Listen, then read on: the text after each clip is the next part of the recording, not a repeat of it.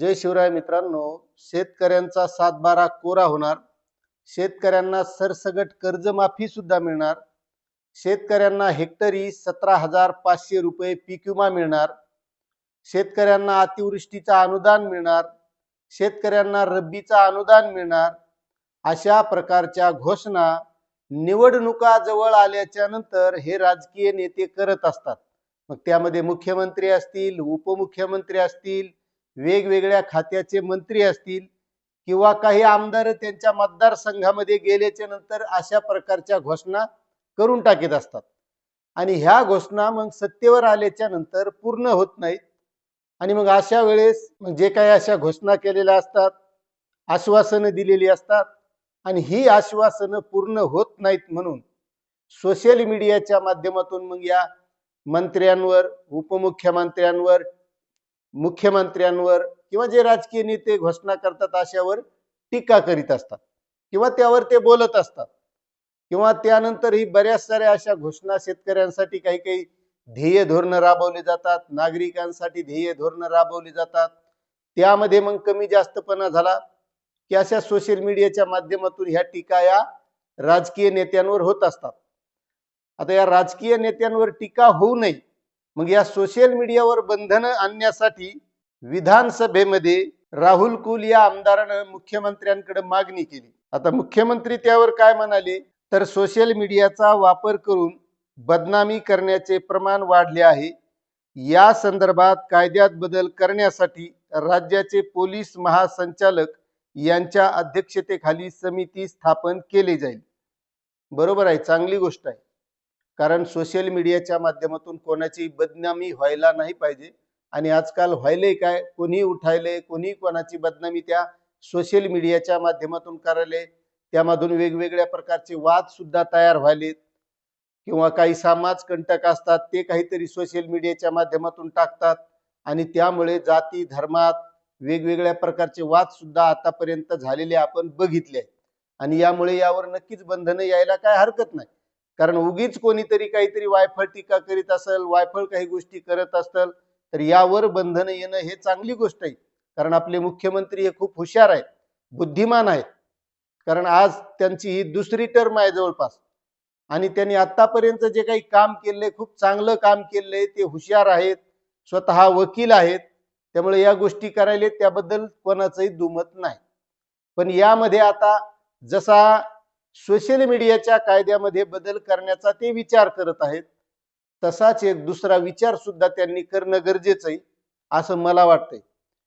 की जे काही राजकीय नेते खोटे आश्वासनं देतात, शेतकऱ्यांसाठी घोषणा करतात, इतर नागरिकांसाठी वेगवेगळ्या योजनांच्या बाबतीत घोषणा करतात आणि त्यानंतर त्या घोषणा केलेल्या आश्वासनं दिलेले पूर्ण होत नाहीत. मग या खोटं बोलण्यासाठी सुद्धा काहीतरी व्हायनं गरजेचं आहे. त्यासाठी सुद्धा कायदा होणं गरजेचं आहे. कारण निवडणुका आल्याच्या नंतर अशा प्रकारचे आमिषे दाखवले जातात. आता तुम्ही बघितलं असेल या निवडणुकीच्या अगोदर शेतकऱ्यांसाठी 7/12 कोरा होईल असं आश्वासन दिलं होतं. शेतकऱ्यांचा 7/12 करूया कोरा कोरा कोरा कोरा. 7/12 शेतकऱ्यांचा करण्याचा निर्णय आपल्या सरकारने घेतलेला आहे. शेतकऱ्यांचा 7/12 कोरा होणार. आता या अर्थसंकल्पाच्या अधिवेशनामध्ये शेतकऱ्यांचा 7/12 कोऱ्या करण्याची घोषणा झाली का? झाली कोणती? 2 लाख रुपयापर्यंतची शेतकऱ्यांची कर्जमाफी होईल, ते पण थकबाकीदार आणि पात्र शेतकरी. त्यानंतर दुसरी घोषणा झाली, जे नियमित कर्जदार आहेत त्या शेतकऱ्यांना 50,000 रुपये प्रोत्साहनपर लाभ देण्यात येईल. मग आता निवडणुकीच्या अगोदर यांनी सांगितलं होतं 7/12 कोरा करणार, म्हणजे त्यावेळेस मतदान घ्यायचं होतं. मग हे खोटं बोलणं झालं का नाही? आता त्यानंतर अतिवृष्टी झाली, त्यावेळेस त्यांनी घोषणा केली हेक्टरी 8,500 रुपये मदत आणि रब्बीसाठी 10,000 रुपयाचं अनुदान ते दिलं. काही शेतकऱ्यांना आलंय, काही शेतकऱ्यांना आलं नाही. मात्र त्याच वेळेस पीक विमा सुद्धा 17,500 रुपये हेक्टरी देण्यात येईल, तो ज्या शेतकऱ्यांनी भरलाय त्यांना. अद्यापही शेतकरी वाट पाहत आहेत, शेतकऱ्यांना पीक विमा मिळालेला नाही आणि या सुधारित पीक विमा योजनेचा शासन निर्णय आलेला होता. त्या शासन निर्णयाच्या नियमानुसार शेतकऱ्यांना जानेवारीच्या 20 ते 21 तारखेपर्यंत हा पीक विमा मिळणं गरजेचं आहे. मात्र तो अद्यापही मिळालेला नाही.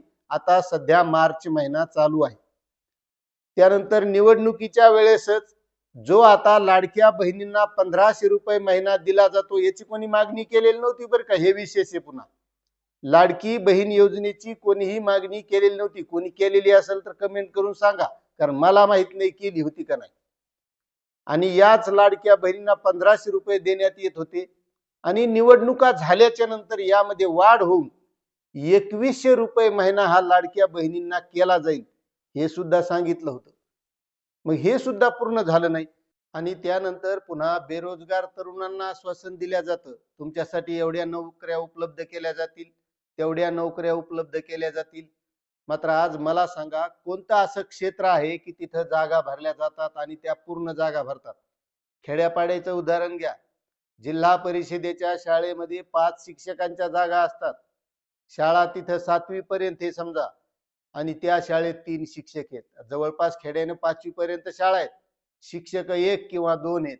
तुम्ही पंचायत समितीत जा किंवा ग्रामविकास विभाग म्हणजे ग्रामसेवक, एका एका ग्रामसेवकड 5-5, 7-7 गाव आहेत.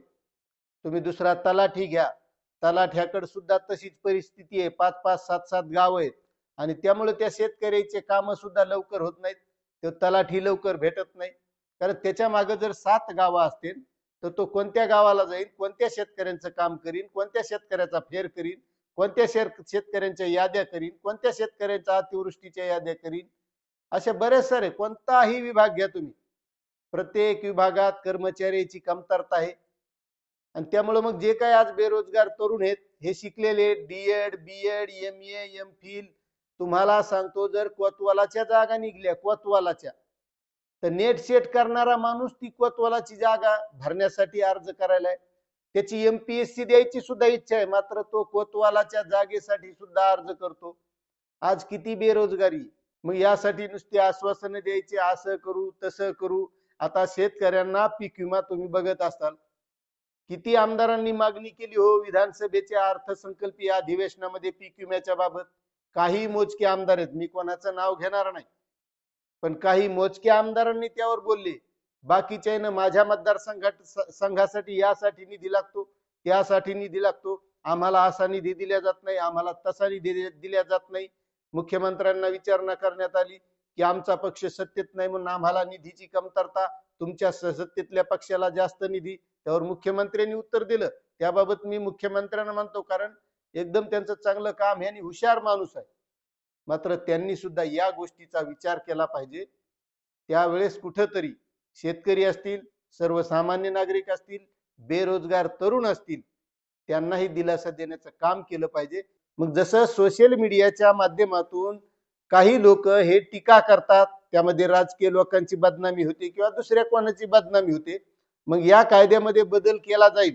तसंच मला वाटतंय की जे काही राजकीय आश्वासनं दिली जातात, मी नुसते मुख्यमंत्र्यांना दिलेलेच म्हणत नाही, असे सगळेच बऱ्याच प्रकारचे आश्वासनं दिल्या जातात. कारण मी देवेंद्र फडणवीस यांना मानतो, हुशार माणूस आहे, खूप चांगलं काम आहे त्याचं, त्याबद्दल मी बोलतोय की त्या नुसत्या आश्वासनं दिले जातात, मात्र ते पूर्ण होत नाहीत. आता यावर तुम्हाला काय वाटतंय, तुम्ही कमेंट करा. चॅनलवर नवीन असाल तर सबस्क्राईब करा, व्हिडिओला लाईक करा आणि जास्तीत जास्त शेतकऱ्यांना शेअर करा. धन्यवाद.